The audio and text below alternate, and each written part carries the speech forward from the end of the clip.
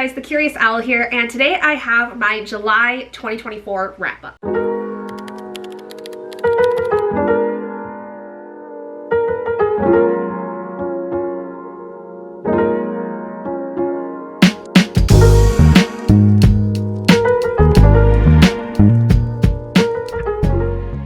So the month actually went pretty well for me, considering that I feel like I had a little bit of a slump here and there in terms of like the beginning of the month and then a little bit in like the middle-ish, but it was a great reading month nonetheless. I'm very happy with the stuff that I was able to do, and it actually was my most listened to month, where I listened to the most audiobook time in this month than I have all year so far. So that was a pretty awesome feat to accomplish. But without further ado, let's go ahead and get into the stats of the month before we get into the books that I read this month. The first thing is the pages, which I read a total of 2,521 pages, and I listened to 53 hours, 36 minutes, and 37 seconds worth of audiobooks. I read a lot more audiobooks this month than I think I have in general all year, which was really good.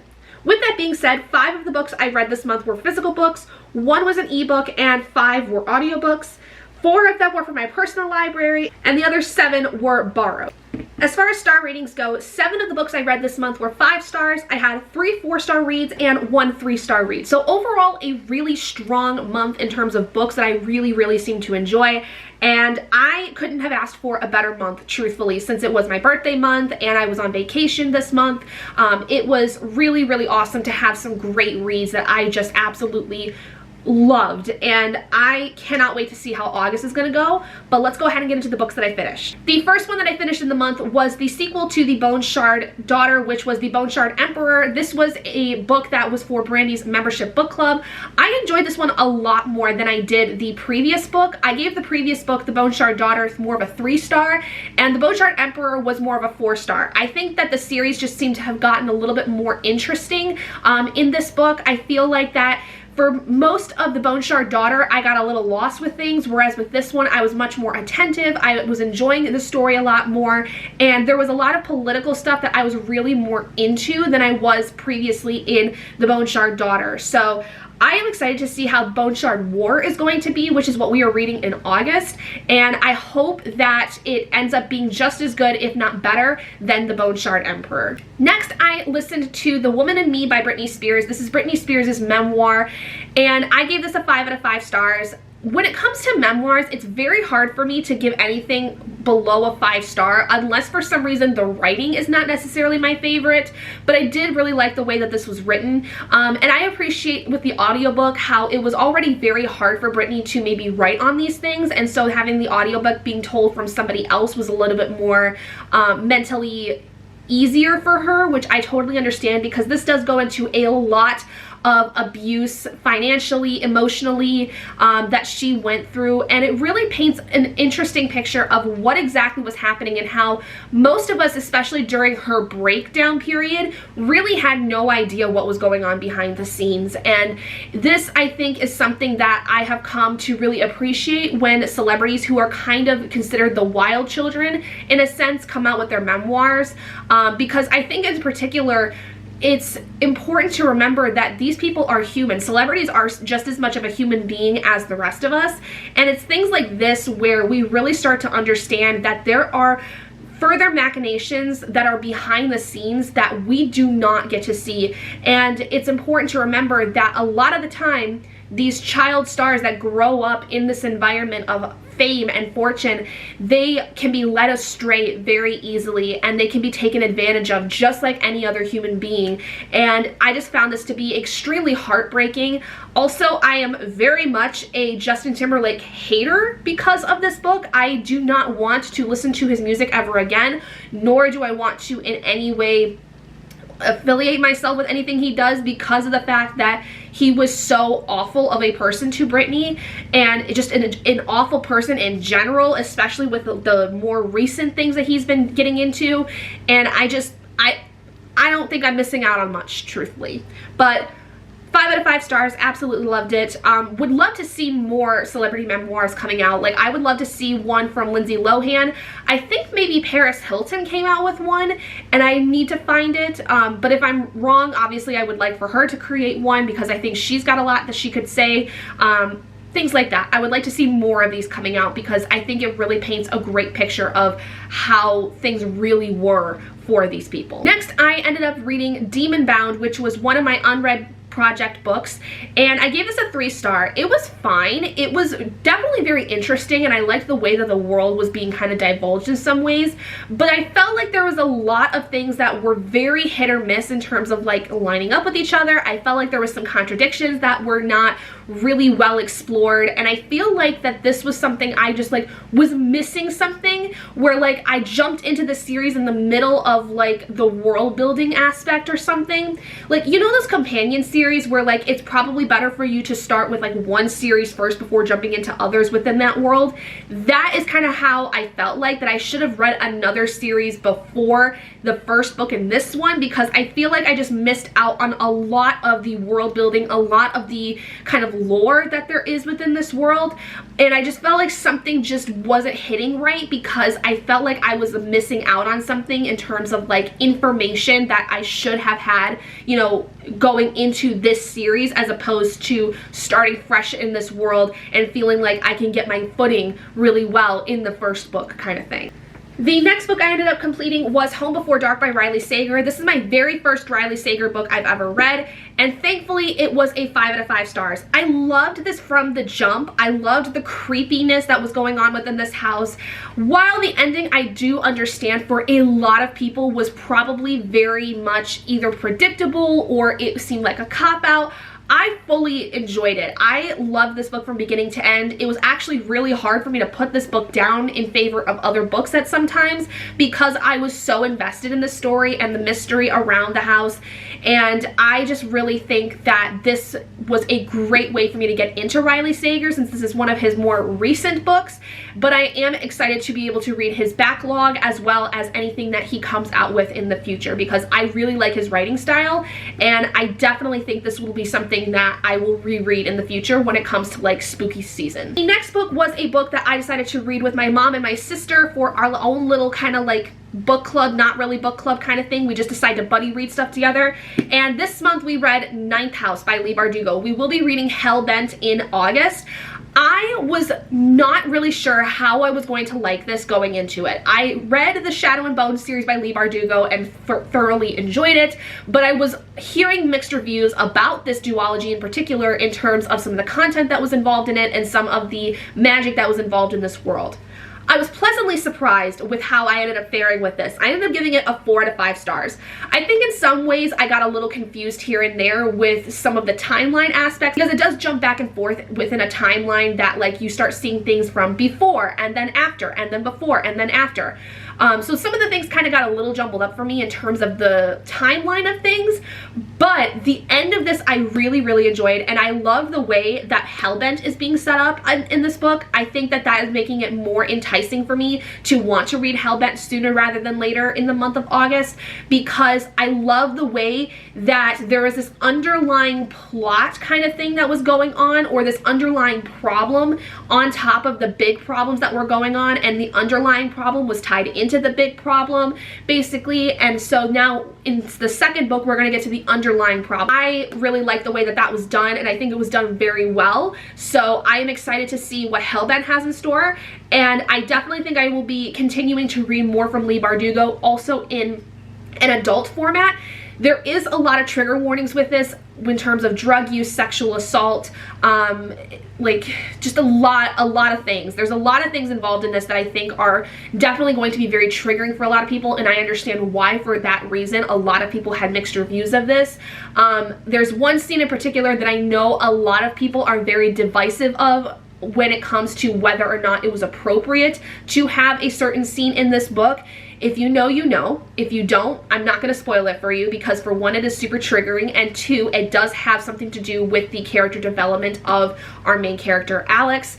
But I understand why it was put in there in a sense, but I do think it could have been more tame. It could have been less graphic, I guess, is kind of what I think about it. Next, I ended up reading Let Me Hear a Rhyme by Tiffany D. Jackson. I have loved everything Tiffany D. Jackson has written so far that I've read of hers, which I've only really read 2 books of hers, and this is my 3rd one, but once again, absolutely loved this one. This is placed in the 1990s, in the late 90s, just after Tupac Shakur's assassination, and this follows a set of characters where they had a family member or close friend of theirs essentially be gunned down in Brooklyn. He, a black man who essentially was very well respected, very well liked in his community. He was a very much community oriented person, and he also had a little bit of a thing for creating rap. He was a huge fan of Biggie and Tupac and all those different artists, and essentially what happens is that his sister and 2 of his friends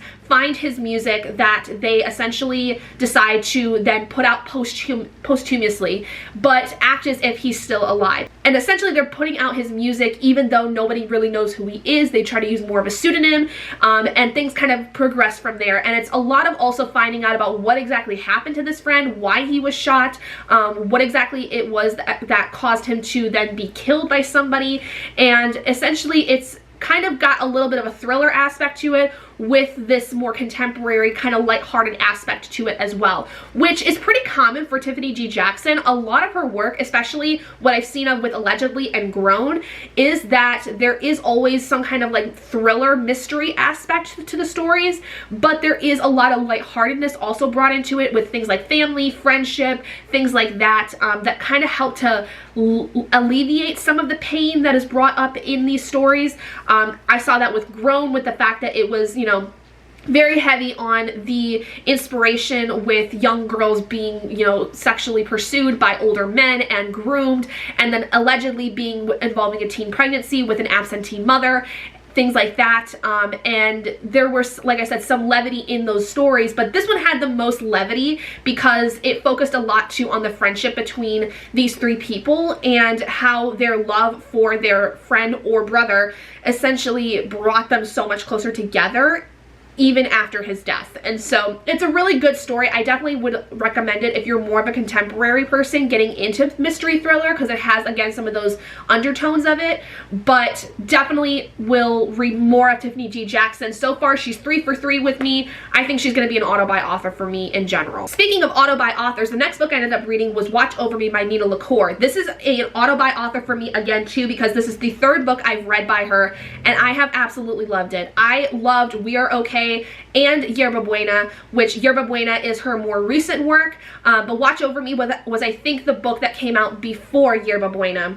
And this one follows a young girl who, upon her 18th birthday and graduation from high school, she is aging out of the foster system. She ends up becoming a nanny and school teacher essentially for this family that takes in all these foster kids. They are notoriously well known for taking in these foster children and essentially like giving them a place to live, giving them a place to work essentially, and make a life for themselves essentially before moving on to having their own families or what have you. And this girl though is plagued by a lot of trauma that had happened leading up to this point and leading up to her being placed in the foster system. So it's an exploration on trauma and also an exploration on maybe something to do with like shared trauma, where essentially you have very similar traumas to other people that are in a similar situation to you, and sometimes the drawbacks that there are with it, but also the really found family aspect of this is really, really important, because it is really a found family in a lot of ways. And there are a lot of points that need to be brought up in terms of how people that have similar traumas can either be helpful or hurtful in some cases, and how this book really showcases both of those sides of it, and it's really well done. Nina LaCour is really amazing at writing about grief and writing about trauma in various different ways that is palatable, that is not super triggering, but is understandable and is empathizable or sympathizable.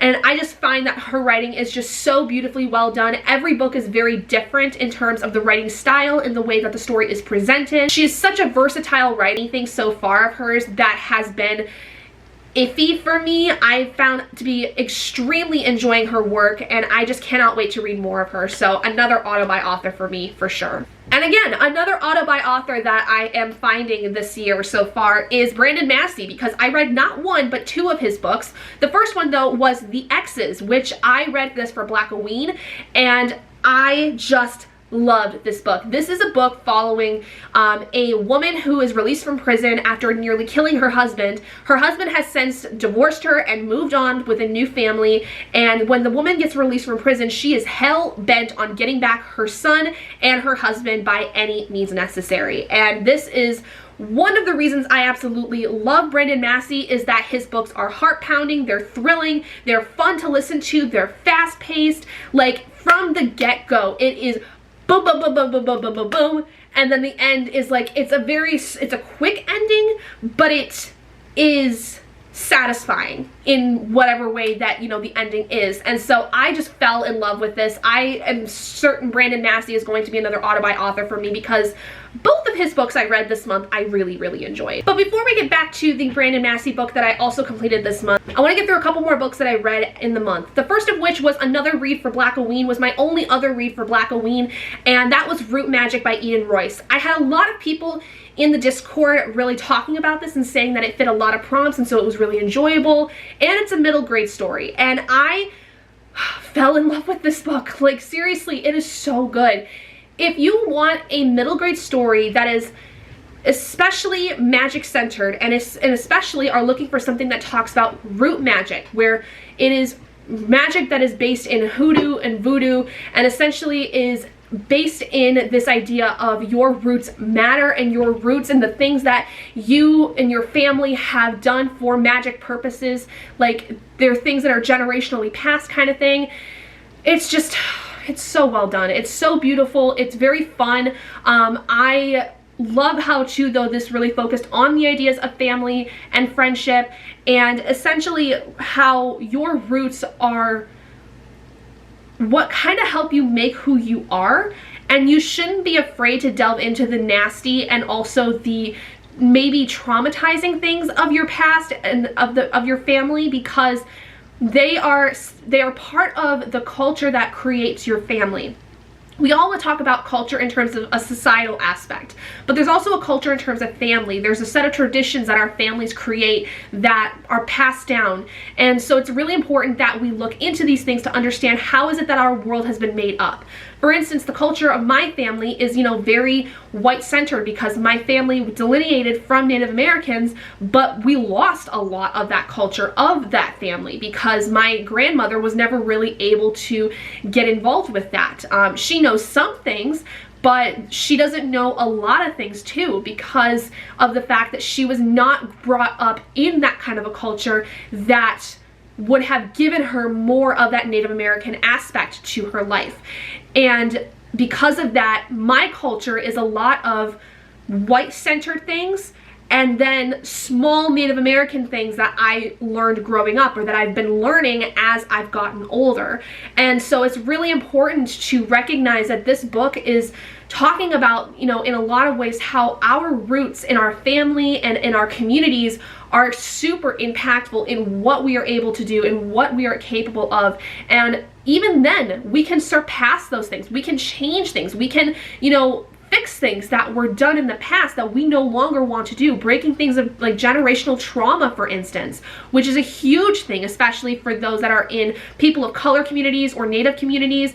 The amount of generational trauma that is brought up in these communities is really important to dissect, and really important to kind of understand, and then figure out how best to combat that generational trauma. It's a really well done story, and I definitely think that if you want an understanding from a middle grade perspective of how that kind of stuff works, and how it's important to rely on, you know, making things better for not just yourself but for future generations, this is going to be a book for you. I really, really liked it a lot, and I gave it a 5 out of 5 stars.